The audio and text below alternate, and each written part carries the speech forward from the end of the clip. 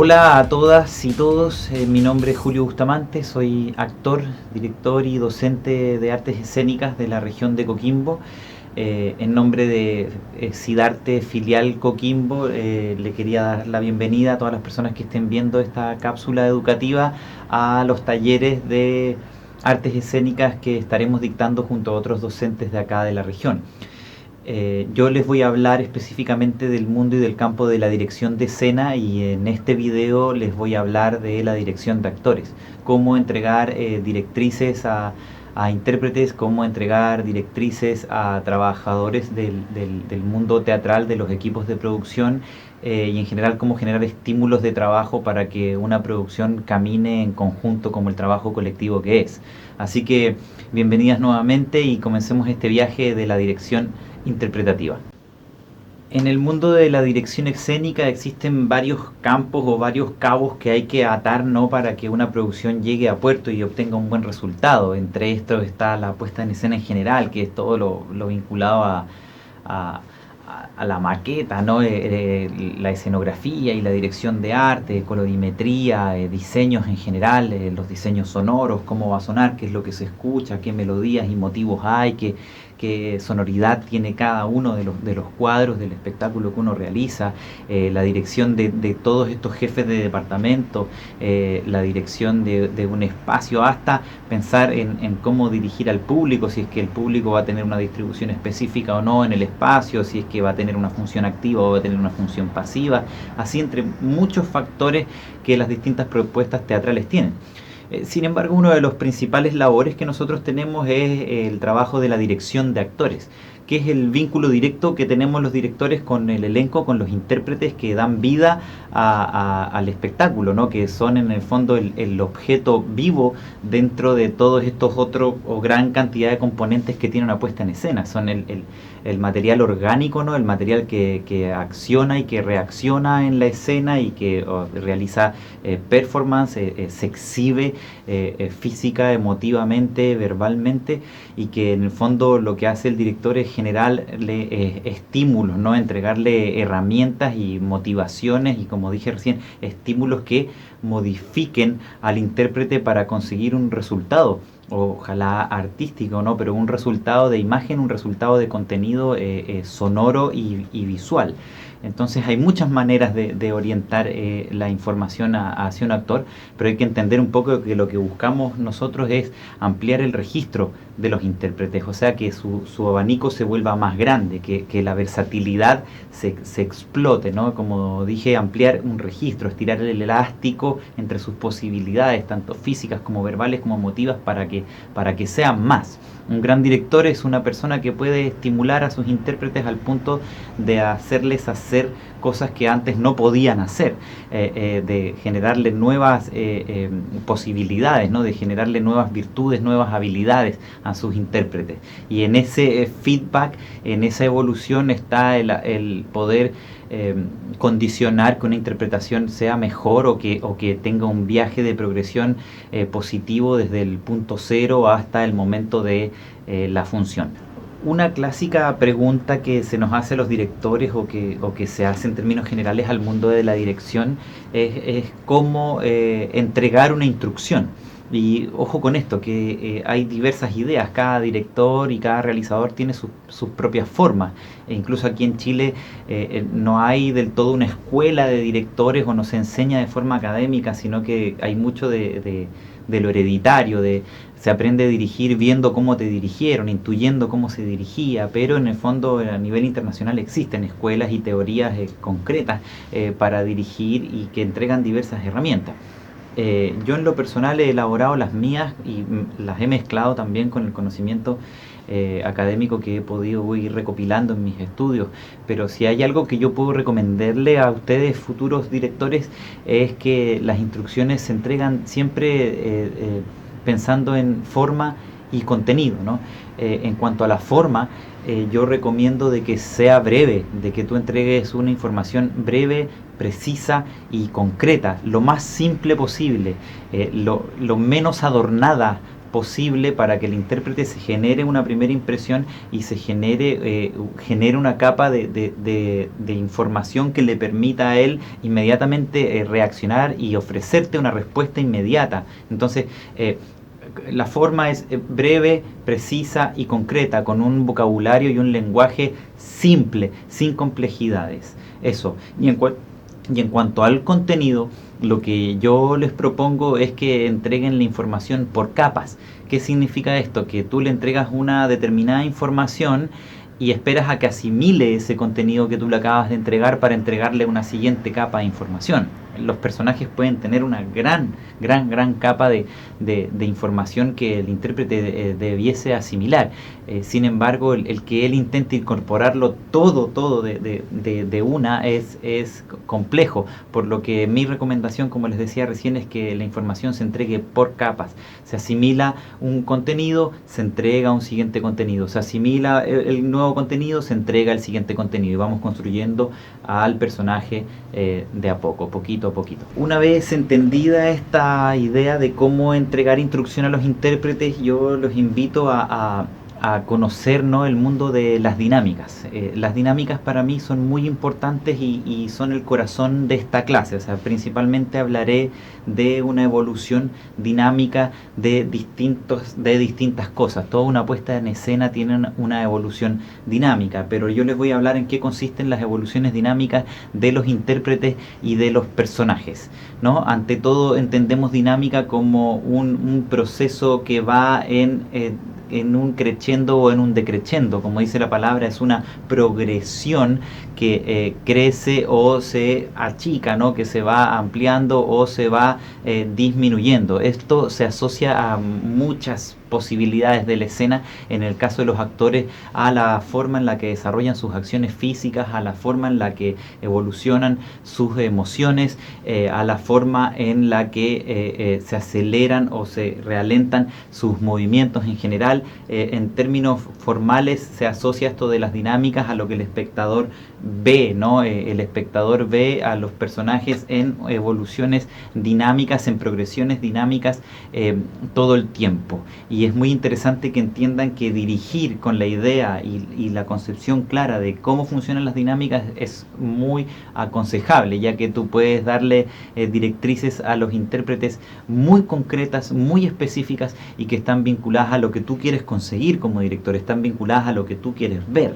Acuérdense que el director es el primer espectador de la obra, por tanto él es el conductor de algo que él está construyendo y que tiene distintos ritmos, distintas velocidades, distintas dinámicas que él decide cómo van a ser concebidas, cómo va a ser esta progresión. Es muy importante entender que toda dinámica tiene una intensidad y una velocidad, y es precisamente de eso de lo que le vamos a hablar y pedir a los intérpretes, de intensidades y velocidades, que son formas de ejecución. Y para eso les voy a hablar un poco del origen, un poco de las dinámicas o cuándo aparecen en las disciplinas artísticas las dinámicas, y les voy a mostrar cómo se originaron en el mundo de la música académica, y lo radicalmente importantes y de gran ayuda que pueden ser para nosotros directores de artes escénicas. Entonces les voy a mostrar a continuación esta primera imagen. Como podemos ver, esta es una nomenclatura que se utiliza en las partituras no musicales, que funciona para darle una instrucción al intérprete, los intérpretes y el director, que está otorgada por el compositor. Y como se puede ver, es una progresión precisamente como hablábamos recién, dinámica, en la que vemos desde la intensidad más suave o más débil a la intensidad más fuerte, ¿no? Es un progreso que va de menos a más con una gran cantidad de subdivisiones, y esas subdivisiones son distintos momentos de tensión o distintos momentos de intensidad o fuerza en la ejecución, en los acentos, en la manera de trabajar el instrumento, en este caso, en la manera de golpear las teclas, o si es que se trata delicadamente, o de mover el arco, o de generar cualquier tipo de articulación sobre el instrumento, de menos a más o de más a menos. Esta siguiente imagen añade algo también muy interesante, que es la presencia del crescendo o diminuendo, o también llamado crescendo o decrescendo. Y como pueden ver, es precisamente la progresión dinámica mostrada desde más suave a más fuerte, o desde menos intenso a más intenso, o viceversa, de más intenso a prácticamente la desaparición del sonido. Ojo con esto, que a nivel musical tiene que ver con la proyección y las dimensiones del sonido. En las artes escénicas tiene que ver con la manera de realizar los movimientos, de gesticular y el trabajo muscular y de acciones físicas de los intérpretes y los personajes. Por otro lado, y en esta siguiente imagen, podemos ver otra de las variaciones dinámicas, ¿no? Que son las velocidades. Entonces, en la música lo que hicieron fue crear un sistema de valoración de velocidad al que se llamó información metronómica o valor metronómico, que está siempre de acá, por arriba en las partituras, anotado para decirnos, ¿no? o proponernos u obligarnos a la velocidad a la que tenemos que llevar nuestra negra, ¿no? Que es nuestro valor 1, ¿no? A cuánto va el 1 en cada uno de los compases. Y esta medición de negra lo que hace es medir cuántas negras entran en un minuto, cuántos golpes de negra o cuántos unos entran en un minuto. Y a medida que son más rápidos van entrando más, a medida que son más lentos van entrando menos. Pero es una manera de medir una velocidad que en el fondo organiza a la orquesta, a todos los músicos, es una referencia ineludible para el director, una referencia ineludible para cada uno de los músicos a la hora de llevar a cabo una ejecución, su velocidad. Este estudio de tiempos y de velocidades se puede llevar a cabo muy sencillamente trabajándolo con un metrónomo. En un metrónomo esto ya está establecido, ustedes pueden verlo, descargar algún tipo de metrónomo, hay aplicaciones, de hecho yo tengo una aplicación que tengo mi metrónomo en mi teléfono, con el que puedo ir viendo los valores de las negras para trabajar en partituras, pero eso también me permite a mí entender cómo trabajar el valor de la negra en los desplazamientos, en los movimientos, en las entradas y salidas de personajes o de ambientación sonora o visual de mis puestas. Aunque parezca extraño, la velocidad y la variación de estas es lo que determina el ritmo del espectáculo. Por último, para seguir con esta idea, debo añadir que cuando una progresión de velocidad se altera, tiene dos posibles nombres. Cuando va de una velocidad lenta a una velocidad rápida se llama acelerando, y cuando va de una velocidad rápida a una velocidad lenta se llama ralentando. Y eso lo podemos ver en las partituras, te lo escriben para inducirte a ti a disminuir tu velocidad o para inducirte a ti a acelerar la velocidad. Comprendido este tema de las dinámicas musicales es cuando debemos asociarlas y vincularlas al trabajo de la construcción escénica, la construcción de personajes o la construcción de espectáculos. Entonces es para mí importante mencionarles el tema de los tipos de tensión, ¿no? Los niveles de tensión con los que trabajamos con los intérpretes. Y en realidad estas tensiones van de lo más relajado a lo más tenso, desde puntos neutros a puntos de alta tensión. Esta tensión es efectivamente muscular y se presenta de dos formas.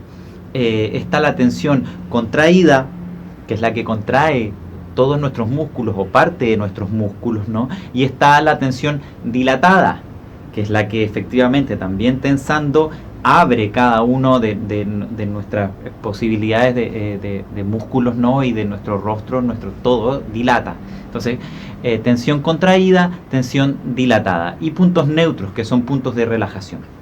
¿Se entiende? Es muy importante que estas tensiones, tanto contraídas como dilatadas, se transforman, se ejercitan, ¿no? Y pueden hacerse en entrenamientos individuales del actor o en entrenamientos guiados por los directores, en los que tú, dependiendo de las emociones o dependiendo de lo que estés buscando, puedes hacerle ejercitar sus posibilidades de tensión, qué es lo más contraído a lo que pueden llegar, qué es lo más dilatado a lo que pueden llegar, y desde ese lugar vemos distintas posibilidades y capacidades expresivas de los intérpretes. Pero también es muy interesante ver los puntos intermedios, como de una contracción dilatada a una contraída hay varios puntos intermedios con los que podemos jugar, muchos. En el fondo podemos hacer una gran cantidad de subdivisiones de estos puntos intermedios para encontrar distintos matices. Ojo que eso es lo que buscamos, versatilidad, matices, o sea que podamos contraer más, dilatar más, jugar a cuánta es la mayor cantidad de posibilidades que ofrecemos desde un punto extremo de dilatación a otro punto extremo de contracción. ¿Cuántos mini puntos podemos tener en ese viaje?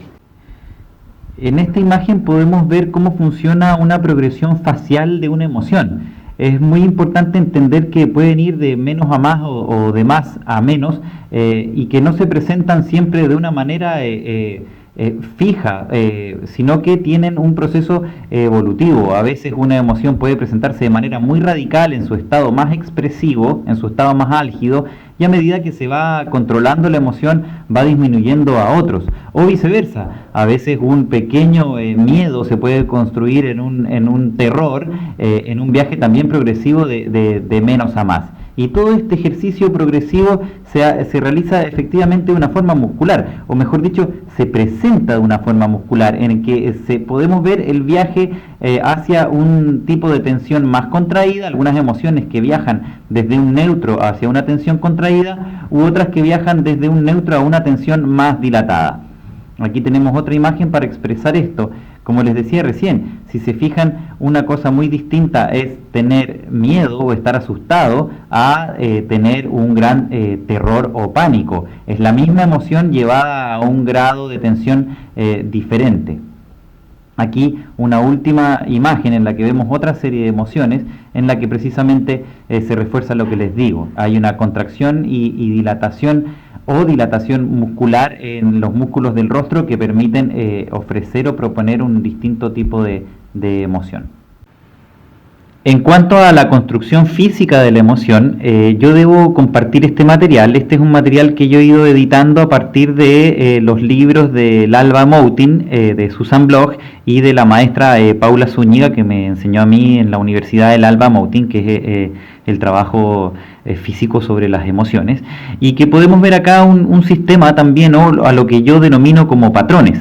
Cada emoción presenta un distinto patrón en cuanto a su postura, en cuanto a la expresión facial y en cuanto al modelo de respiración. Podríamos decir que incluso una emoción tiene hasta un ritmo cardíaco y que en su riguroso entrenamiento podríamos llegar hasta dominar un tipo de ritmo cardíaco asociado a cada una de las emociones. Pero en un principio este cuadro nos muestra eso, nos muestra de que las emociones respetan patrones a nivel genérico. Podemos ver en las personas o en nuestros padres o en nosotros mismos que las emociones se presentan de una determinada forma física y que estas formas físicas responden a una tendencia corporal que vincula a una tensión contraída o a una tensión dilatada. A esto se le asocia un tipo de respiración, una forma de inhalar y una forma de exhalar, y una velocidad de entrada y salida del aire, o incluso una zona de toda nuestra caja respiratoria por donde entra y sale el aire.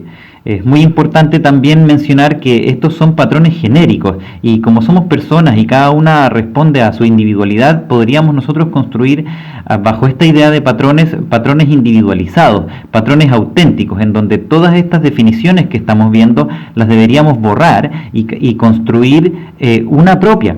O sea, en el caso de la rabia, por ejemplo, ¿cómo es la postura de la rabia de este personaje? ¿Cómo es la expresión facial de la rabia de este personaje? ¿Cómo es la respiración de este personaje de una manera auténtica, de una manera en la que el personaje sea único e irrepetible? Por último, les voy a hablar de una herramienta muy interesante a utilizar, que son las famosas dinámicas de los movimientos. Estas ideas yo las obtuve de la lectura y trabajo de la antropología teatral del autor Eugenio Barba en su obra La canoa de papel. Ustedes pueden encontrar más información sobre esta idea de las dinámicas de los movimientos, que precisamente lo que hacen es hacer una medición de intensidades y de velocidades en las distintas posibilidades de cualquier acción física, impulso, reacción física, cualquier tipo de lenguaje gestual, reacción corporal, facial, de cualquier punto de movimiento muscular, lo que sea, se podían desarrollar con esta idea de que los movimientos tenían una velocidad que se definían o rápidos o lentos, y una intensidad o fuerte o suave. Y esta interacción, ¿no?, de posibilidades generaba una autenticidad y generaba una diferencia radical entre una forma de establecer un movimiento u otra, una forma de accionar u otra. Pero lo más interesante es que se convertía en directrices. Este es un material con el que el director puede referirse y dialogar y ofrecer una dirección concreta a sus actores. Así que para que lo pongan en práctica y lo empiecen a utilizar dentro de su vocabulario a la hora de dar instrucciones a sus intérpretes. Yo los invito a que estudien más estas ideas que les presenté previamente, que desarrollen estos conceptos en su vocabulario y en sus ideas de construcción de dirección. Como ustedes pueden ver, con este material ustedes pueden dirigir prácticamente en su totalidad cualquier tipo de comportamiento físico en la escena, que es un punto de partida. En otra de las clases podemos hablar de la construcción psicológica de personajes o de otro tipo de estímulos a entregar, pero espero que este material haya sido valioso para ustedes. Yo les agradezco el que me hayan prestado atención. Le agradezco al sindicato de actores de la filial Coquimbo, Sidarte filial Coquimbo, por este espacio y la oportunidad de poder trabajar en este contexto, y los invito a seguirme. Pueden seguirme en mi Facebook, Julio Bustamante, o también en mis direcciones de Instagram, julio.bustamante.9 o escénica.producciones, donde ustedes pueden ver el trabajo que vengo desarrollando como académico y como realizador de escena. Un gran abrazo para todas y a todos, y hasta la próxima.